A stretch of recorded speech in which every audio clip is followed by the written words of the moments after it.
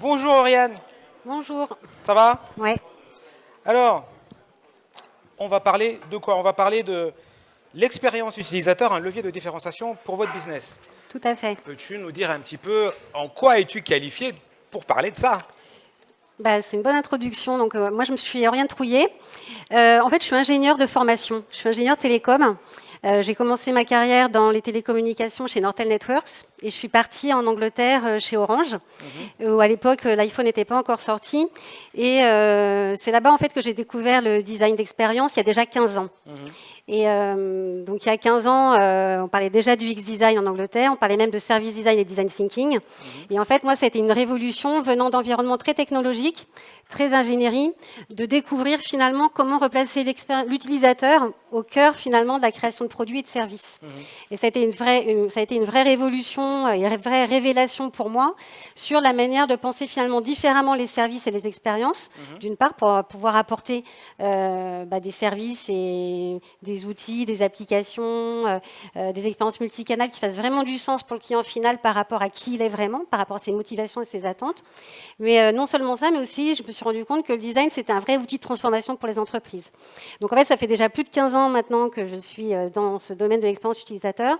Quand je suis revenue il y a 10 ans en France, j'ai regardé un petit peu dans le marché quelles étaient les agences finalement qui étaient vraiment spécialisées dans le domaine. Il y en avait très très peu. Et il se trouve que maintenant, depuis 5 ans, l'UX design, l'expérience utilisateur, l'expérience client émergent. On en entend énormément parler. Donc moi, j'en suis ravie parce que ça fait 15 ans que je milite pour ces approches en fait au sein des organisations. Donc voilà, aujourd'hui, c'était l'occasion de vous partager un peu ce retour d'expérience et pourquoi, en tout cas des principes qui me paraissent assez clés pour engager ce type de démarche en fait en interne chez nos clients. Super, eh ben, nous sommes ravis de t'écouter. Voilà, et donc pour finir mon introduction, donc aujourd'hui je suis responsable en fait des pôles expérience et service design chez Equino. Equino, c'est une agence, c'est un groupe de conseil et de réalisation de solutions digitales, partenaire de Jaya. Donc on est une agence intégrée qui combine à la fois donc des expériences en design, mais aussi en technologie, en business et en data, et donc qui permet de répondre aux problématiques de nos clients.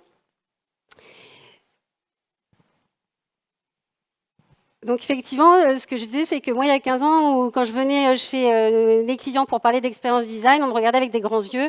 Donc très rapidement, j'avais enlevé le mot design parce que sinon, on me disait, mais tu fais des objets, tu fais des tables. Et bon, là, ce qui est intéressant, c'est que depuis effectivement maintenant 5 ans, surtout en France, on voit effectivement cette notion du X-design qui émerge très fortement. Et aujourd'hui, l'expérience client, notamment grâce aux GAFA qui sont passés par là, émerge vraiment comme un levier de transformation des entreprises. Juste pour vous donner, pour un petit peu engager la discussion, c'est vrai que là, on a une question. Quand Amazon a rendu l'étape de création de compte facultative en remplaçant le bouton Register par Continue, à votre avis, de combien a augmenté leur chiffre d'affaires? Ouais, 300 millions.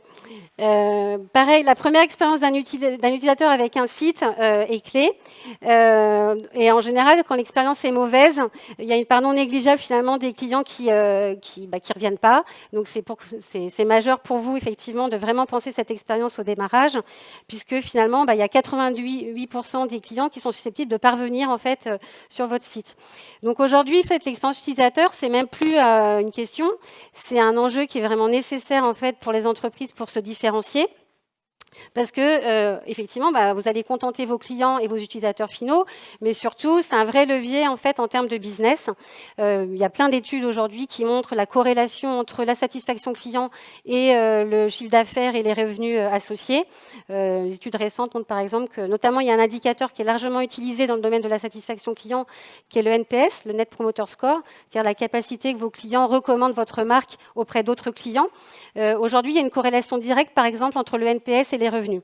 Donc, pour un secteur équivalent, si vous avez un NPS qui est dans le haut du panier, vous avez 25% de revenus en plus qui se dégagent en fait sur votre business. Donc aujourd'hui, en fait, l'expérience client et l'expérience utilisateur en général, c'est un vrai levier de transformation qui est porté par la plupart des entreprises, notamment dans le domaine du service. Juste un titre d'exemple, on accompagne pas mal de clients aujourd'hui sur des vrais enjeux de transformation centrés sur le client final. Actuellement, on accompagne Orange, notamment, qui a lancé un gros programme de transformation au niveau de la direction générale. général, pour faire en sorte que tous les produits et services qui sortent aient un gros niveau de satisfaction, donc avec un gros NPS, enfin un NPS très élevé. C'est non seulement un projet en fait, qui remet le client au centre, dans la manière de concevoir les produits et les services, mais c'est aussi des programmes de transformation finalement qui réengagent l'organisation et qui repensent les modes de travail en interne pour s'assurer que l'organisation pense client et pense satisfaction client. Donc ce que je trouve vraiment intéressant dans les évolutions récentes, c'est que finalement l'expérience utilisateur est non seulement utilisée pour délivrer des expériences qui soient attractives, faciles à utiliser, intuitives, tout ce qu'on veut, mais c'est aussi utilisé en interne finalement comme un levier d'alignement et d'adoption des organisations vers des nouveaux modes de travail. Donc, ce que je vous partage là dans les quelques slides qui suivent, c'est finalement quelques principes qui, en tout cas, me paraissent clés et nous paraissent clés chez Kino pour concevoir ces expériences. Donc, ce sera peut-être un petit peu plus macro et au niveau par rapport aux précédentes présentations. Mais en tout cas, ça me semble assez fondamental de pouvoir engager sur ces points-là pour définir des expériences qui font vraiment du sens pour vos clients finaux. Le premier point qui est fondamental, c'est d'adopter finalement une vision globale de l'expérience de l'utilisateur et du client final. C'est-à-dire que même si on doit traiter un site web ou une application mobile ou une application métier, ce qui est intéressant, ce qui est important, c'est de se repositionner du point de vue de l'utilisateur final et vraiment d'appréhender l'ensemble des points de contact ou l'ensemble des, ce qu'on appelle les touch points, finalement, qui vont constituer l'expérience globale de ce client.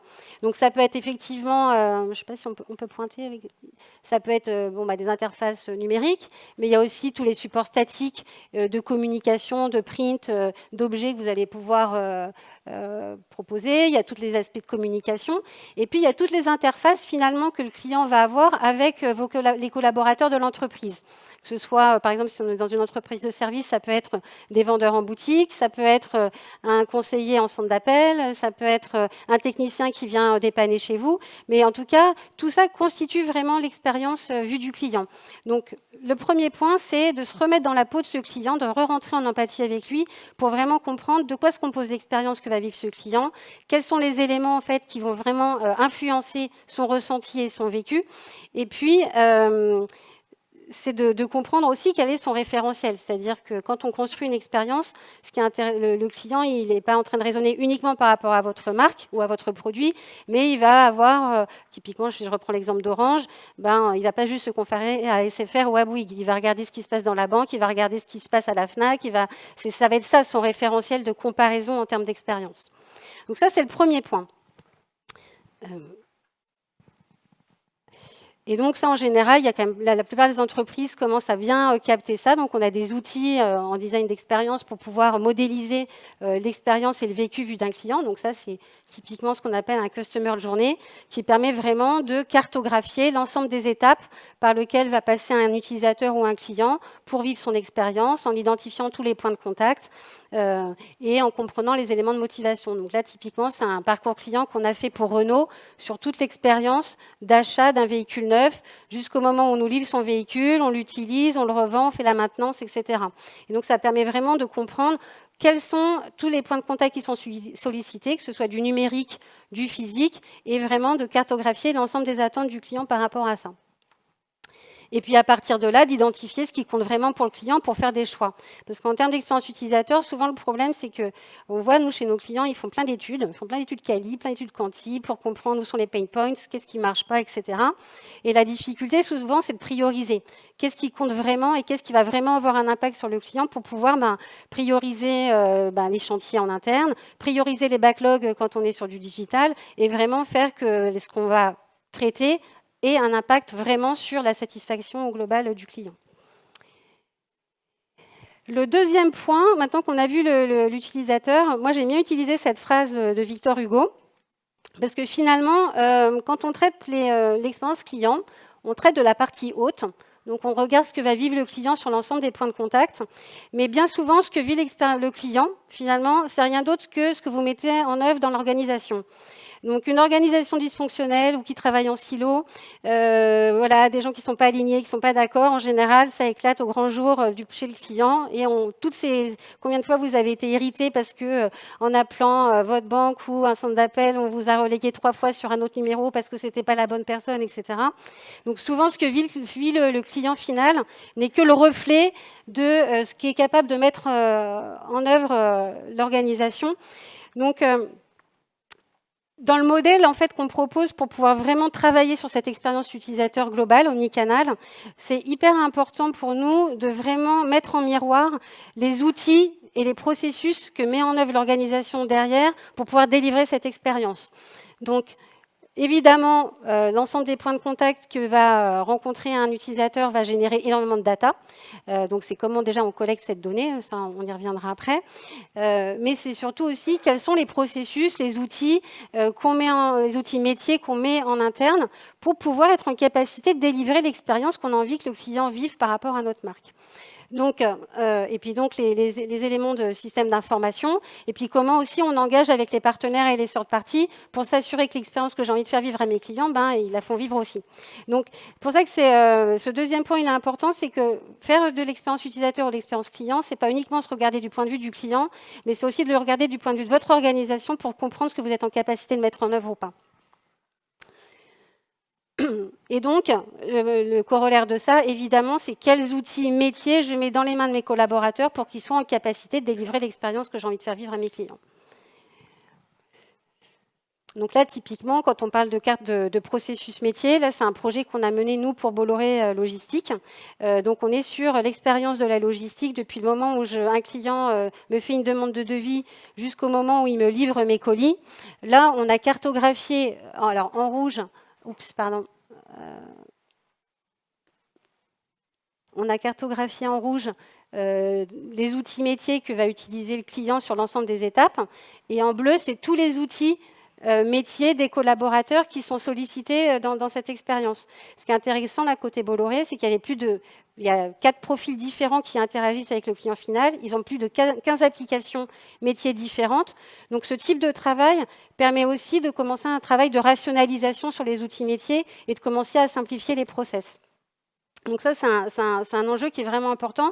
Si je veux faire vivre une expérience correcte à mon client final, comment je rationalise mes outils métiers en interne, comment je rationalise mon SI finalement pour pouvoir délivrer cette expérience de manière efficace. Et donc là, je vais vous juste illustrer un petit exemple de démarche aussi qu'on utilise concrètement pour travailler sur ces outils.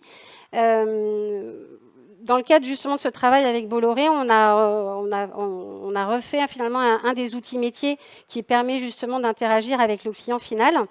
Donc, quand je disais tout à l'heure de vraiment se remettre dans la peau du client pour comprendre ce que vit le client, on fait appel à des démarches, ce qu'on appelle ethnographiques, en fait, de user research, qui permettent d'aller vraiment comprendre la réalité, finalement, des usages métiers.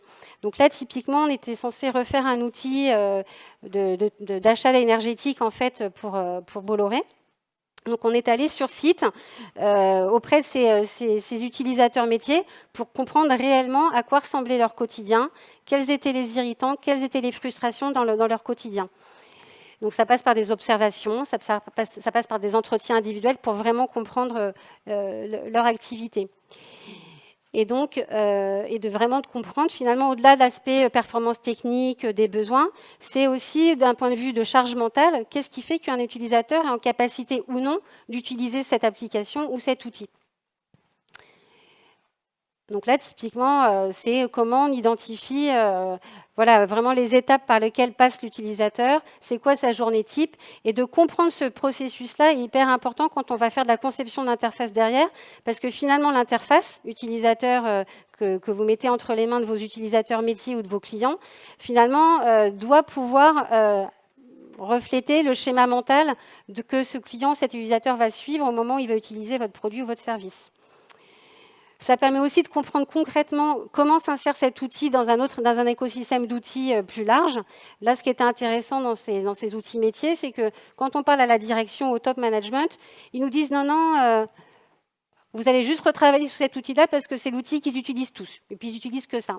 Puis finalement, quand on va sur site et qu'on commence à échanger avec ces utilisateurs-là, on s'aperçoit que finalement, ils utilisent cet outil peut-être que 10% de leur temps. Et qu'en fait, la majorité des outils qu'ils utilisent, c'est des fichiers Excel, c'est du téléphone, c'est des documents papier qui s'écrivent eux-mêmes ou des post-it qui se collent sur l'écran. Voilà, donc la réalité, finalement, en termes d'usage de ces utilisateurs-là, finalement, elle est bien plus complexe et souvent que ce que peuvent imaginer, en fait, leurs supérieurs. Et donc, ça, c'est important pour pouvoir vraiment proposer des outils et des solutions qui soient réellement adaptées aux usages et à la réalité, finalement, du quotidien des personnes. Donc après, l'autre aspect, c'est que quand on rentre après en phase de conception, c'est des ateliers collaboratifs de co-design où là, on va mêler les acteurs métiers ou les utilisateurs finaux avec nos designers pour vraiment co-concevoir la solution ensemble et vraiment réaliser les écrans, la partie graphique ensemble et que ce soit le plus adapté possible. Ça, c'est important aussi quand vous devez aligner vos utilisateurs en interne pour pouvoir être sûr qu'ils adoptent la nouvelle solution. Voilà, et après, on rentre dans un travail plus classique du XUI, c'est-à-dire où on va, par exemple, ici, créer les bases d'un design system qui permet d'avoir tous les éléments graphiques, les composants, tous les comportements, des éléments qui seront ensuite intégrés, qui seront ensuite communiqués avec les développeurs pour pouvoir développer ces solutions. Voilà, là, c'est juste pour montrer un petit peu l'illustration avant-après, une fois qu'on a fait ce type de démarche. Où on part effectivement de solutions qui sont extrêmement complexes et qui sont extrêmement aussi anxiogènes et qui sont assez lourdes en fait mentalement, à des solutions qui sont beaucoup plus fluides, beaucoup plus simples à utiliser et qui vont aussi faire gagner en efficacité opérationnelle en fait l'entreprise. Voilà, donc juste pour conclure sur cette présentation, là je vous ai partagé quelques éléments en fait, qui me semblent assez clés en fait, dans la manière de réaliser, de penser en tout cas l'expérience utilisateur et l'expérience client dans un système. Et le point qui me paraît vraiment fondamental, c'est vraiment de penser les deux en même temps, c'est-à-dire penser l'expérience client et utilisateur final avec la question des outils métiers et de ce qu'on met dans les mains des collaborateurs pour qu'ils soient en capacité de délivrer l'expérience client finale. À ce titre-là, je trouve que ce que fait Jaya sur l'outil d'expérience est intéressant parce que c'est aussi se remettre dans la peau de quels sont les contenus qu'on a envie de diffuser, comment on a envie de les diffuser, à quel moment, et quel est le meilleur outil qui permet effectivement de le faire dans les meilleures conditions. Donc, on est bien aussi dans ces démarches-là de mettre dans les mains des collaborateurs des outils qui permettent vraiment de penser l'expérience au global. Volontiers, parce qu'en fait, ma question va droit dans ce sens. Peut-être être une baguette magique à ce sujet. Comment fait-on pour embarquer, pour sensibiliser la DSI chez certains comptes qui, de par leur culture, de par leur façon de faire, gèrent leur projet, on va dire, souvent de transformation digitale par le côté technique. Comment fait-on pour embarquer des gens qui, à la base, n'ont peut-être pas cette sensibilité-là, et de les sensibiliser, en fait, à l'expérience client, le design et toutes les choses dont tu viens de parler? Quelle est la justement, là, l'exemple que je viens de montrer avec Bolloré sur la refonte de l'outil, on l'a fait avec la DSI, et avec les équipes métiers. Et donc, quand on fait ce type de projet, on a toute une phase amont de préparation du projet qui consiste à identifier les parties prenantes qui vont être impliquées dans le projet. C'est pour ça que quand on pense vraiment notre intégration et transversalité, c'est prendre effectivement les gens du métier ou les gens du marketing ou de la stratégie, enfin peu importe selon l'organisation, mais c'est vraiment prendre aussi des gens qui vont être impliqués dans la mise en œuvre et dans la réalisation. Et donc de les faire travailler dès le démarrage et de les mettre ensemble en fait autour de la table pour qu'ils puissent effectivement comprendre d'où viennent les demandes et ensuite qu'ils puissent eux-mêmes interagir et apporter leurs éclairages sur la faisabilité, sur la complexité à faire, etc. Ou éventuellement identifier ensemble les solutions de contournement. Donc ça, c'est déjà un premier point. Donc on fait des entretiens avec eux, on les interviewe, on les implique dans les différents ateliers aussi de priorisation pour trouver ça. Et les DSI sont ouverts, c'est-à-dire les directions... Les DSI, en fait, là en l'occurrence, souvent non. On a des gens qui ne sont pas toujours ouverts. C'est pour ça que je te pose la question. En fait, non, c'est pour ça, en général, les DSI... elles veulent limiter les risques. Donc, elles limiter les impacts par rapport à comment on va développer les choses. En revanche, ce qui est intéressant, c'est que quand on fait venir les DSI, notamment dans les écoutes clients, si on les fait participer aux entretiens clients, pour qu'ils comprennent vraiment d'où viennent les expressions de besoin, d'où viennent les demandes, en général, ça débloque beaucoup de choses. Parce que c'est-à-dire qu'à un moment donné, c'est pas juste une demande arbitraire qui vient du marketing ou du métier, etc. C'est quelque chose qui va permettre vraiment d'aligner la DSI avec les métiers vers une vision commune qui est d'améliorer l'expérience de ce client au final, ou d'améliorer l'efficacité opérationnelle, ou d'avoir un impact business qu'on va pouvoir chiffrer. Donc à partir du moment où on est clair sur ces objectifs-là et qu'ils sont partagés, c'est beaucoup plus facile d'engager en fait les équipes. Ensuite, le deuxième point, c'est que ce travail, il n'est pas autoritaire et enfin, il ne va pas juste dans un seul sens. C'est-à-dire qu'à un moment donné, on fait de la priorisation. Donc, et là, cette priorisation, elle se fait justement en intégrant aussi les enjeux de la DSI pour comprendre ce qui est faisable et pas faisable et pourquoi. Donc ces démarches aussi-là, elles permettent le dialogue. Les outils que j'ai montrés, par exemple, où on montre les cartographies, où on montre... c'est des outils qui sont extrêmement puissants quand on est en atelier, parce qu'en fait, ils permettent de partager un constat, de partager une mise à plat et de prendre des décisions collectives sur la base de faits réels. C'est pour ça que je reviens au point de départ, qui est de repartir vraiment de ce que vit l'utilisateur final et de vit le client. Nous, ce qu'on entend souvent, par exemple, chez les DSI, c'est non, mais vous n'avez pas besoin d'aller voir nos clients ou nos utilisateurs métiers, on sait très bien ce qu'ils font. On l'entend aussi. Et c'est exactement ce qu'on a quand j'ai montré là le camembert avec les outils qui étaient utilisés. La DSI nous dit non, mais mes utilisateurs finaux, ils utilisent à 90% cet outil. Donc il y a un décalage entre leur vision souvent et entre ce qui se passe vraiment. Il y a un décalage. Et c'est pour ça que de repartir de ce que vit réellement cet utilisateur final, et que ce ne soit pas un truc fantasmé, parce que souvent on fantasme un peu ce que font les gens dans la journée, etc. Le fait d'arrêter ce fantasme en venant vraiment à des choses très réelles sur ce que vit le client, permet vraiment finalement d'aligner les personnes sur sur les attentes réelles et ce qu'on veut voir. Alors, je ne dis pas que c'est toujours facile, oui, mais bon, en tout cas, ça fonctionne. Ouais. Super, merci beaucoup. Avez-vous des questions pour Oriane? Non? Merci beaucoup.